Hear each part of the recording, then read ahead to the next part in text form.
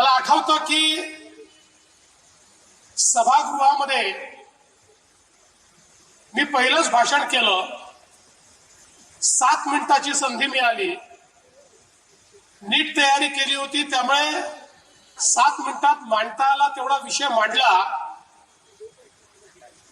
पण ते पहिलंच भाषण झाल्यानंतर एक चिठ्ठी माझ्याकडे आली.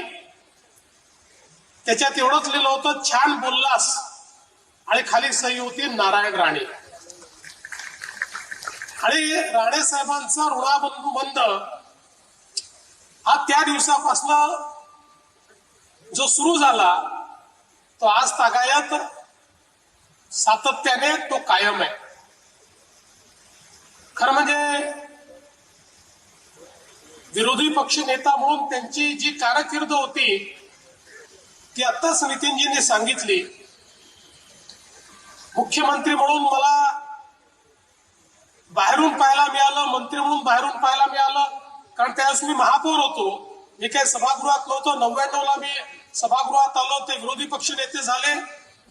पण मी असं म्हणेन की माननीय राणे साहेब, माननीय मुंडे साहेब यांच्यासोबत सभागृहात काम करायला मिळणं यापेक्षा मोठी पर्वणीच दुसरी नव्हती.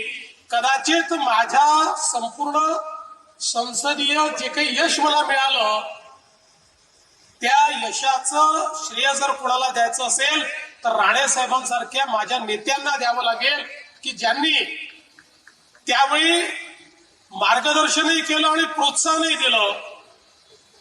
विशेषतः त्यांची आणि माझी आवड एक होती, आणि ती म्हणजे अर्थसंकल्प. अर्थसंकल्पावर राणे साहेब ज्यावेळी भाषण करायचे, कुठला तरी अर्थतज्ञ हा त्या ठिकाणी बोलतोय असा भास व्हायचा.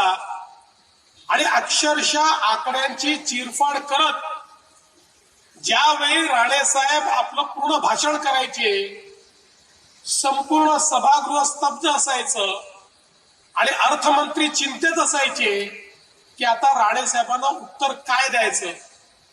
आणि कधीच त्यांनी मांडलेल्या अर्थसंकल्पाच्या भाषणाला परिपूर्ण उत्तर मिळू शकलं नाही. कारण अर्थशास्त्रातला एक एक नियम ते शोधायचे, त्यातनं कसा अर्थसंकल्प हा त्या नियमाच्या विपरीत आहे आणि राज्याचं कसं काय संकट आहे, अशा पद्धतीनं हे सगळं मांडण्याचं काम ते करायचे.